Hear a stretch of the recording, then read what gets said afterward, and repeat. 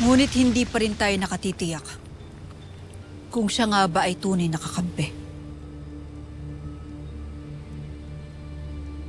Kawal! Ano't ginagawa ninyo ito sa akin? Sa kabila ng aking pagtulong sa inyo?